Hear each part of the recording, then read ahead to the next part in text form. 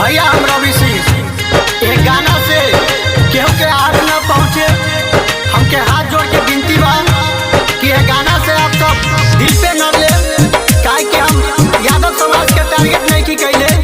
एक गाना के माध्यम से हम कलाकार के समझावे के कोशिश करतानी जे बार बार एक ही गलती के करता, ओकरा के पता नहीं खे कि समाज में अगर जिंदा बा तो सबके दिल बा। लाल के सुन कहानी कोइले ऐसन मनमानी, जानी के दुखी होइब कहानी। ब्राह्मण कुल के बाबू नस्ले यादव जात के नाम हंसवले, जोरे सरवाई का कोइले अपन इज्जत अपन हंसवले। बेटी जात के नाश बकैले तनिको ना एहसास कैले, छल से ओके गाना गवाई ओकरे पकई देले चढ़ाई। जोरे सरवा देले हंसाई, सचो में ते बारे कसाई।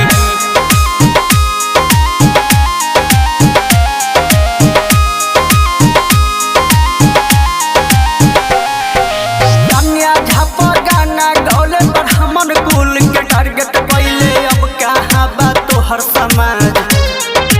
भरुआ के तोहर जाति बाबे, यही सभे ररुआ बाबे। कोई न ले ले एक्शन, सभे मनावत खूबे जशन।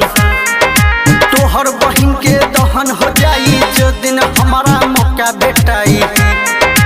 करस अपन खूबे बड़ाई, जग में देले नाम हंसाई।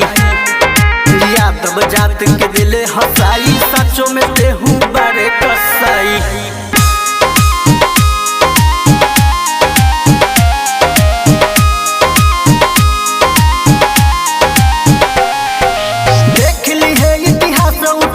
झूठो के हम करी न बड़ाई, राजपूत समाज ले ले अपनाई।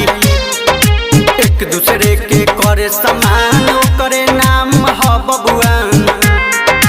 याद करी है देहू रे सरवा, जब रहे तू मौत के मुहवा। सब तोहरा पर खर्चा कैले, सुन रे सरवा जान बचैले। रवि सिंह न करे बड़ाई, देता तोहरा समझाई। जे दिन पर बेदाया के पाले, वो दिन कर दी तोरा बेहाले, याद रखी है।